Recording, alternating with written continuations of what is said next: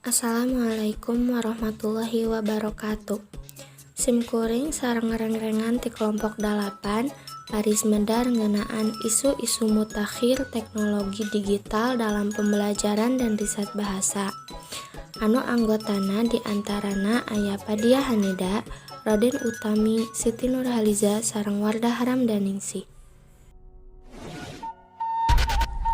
Wangenan teknologi digital jeung patalina kana pangajaran. Kecap teknologi asalna tina basa Yunani nyaeta tekne anu hartina kaparigelan jeung logia anu hartina pangaweruh. Nurutkeun miarso tahun 2007 kaca 62 nyebutkeun yen teknologi teh nyaeta proses anu bisa ngaronjatkeun nilai leuwih. Eta proses ngagunakeun jeung ngahasilkeun hiji produk. Produk anu dihasilkeun teu bisa misah tina produk anu geus aya. Mimitina mah teknologi digital teh saukur sistem penghitung anu tereh dina ngaproses sakumna wangun informasi minangka nilai-nilai numerik atawa kode digital. Ku kamekaran ieu teknologi digital, pagawean manusia jadi leuwih babari. Dina konteks atikan, teknologi digital mere peluang boh pikeun pendidik, boh peserta didik, sarta mere suasana anyar dina kagiatan pangajaran.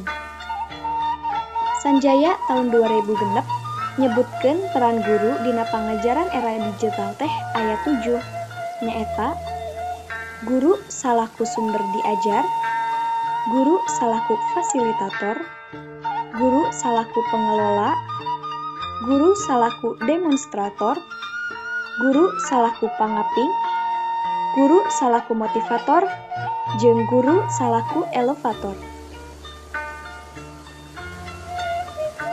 Anu salajengna, aya metode pangajaran pamangpaatan teknologi informasi dina riset basa. Upamana nilik kana sajarah jeung kamakaran pembelajaran basa teh geus loba tarekahna pikeun manggihan hiji metode nu cocok jeung alus. Tapi nalika geus manggihan hiji metode nu alus pasti aya wae nu ngakritik.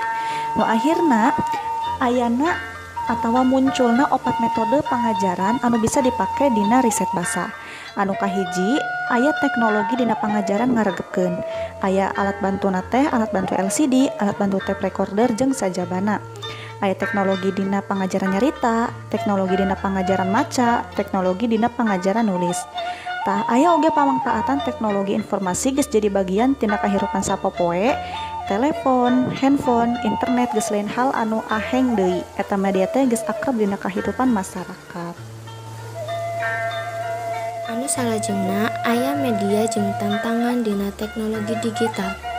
Anu kahiji aya perangkat teknologi nyaeta aplikasi. Anu kadua aya visi guru nyaeta tanggung jawab moral guru. Jeung anu katilu aya sensitivitas sosial guru nyaeta reorientasi ka mampu logika jeung kajujuran guru. Sakitu wae anu tiasa dipedar kelompok 8. Hatur nuhun kana sagala perhatosanana, hapunten kana sagala kalepatanana. Wabillahi taufiq wal hidayah. Wassalamualaikum warahmatullahi wabarakatuh.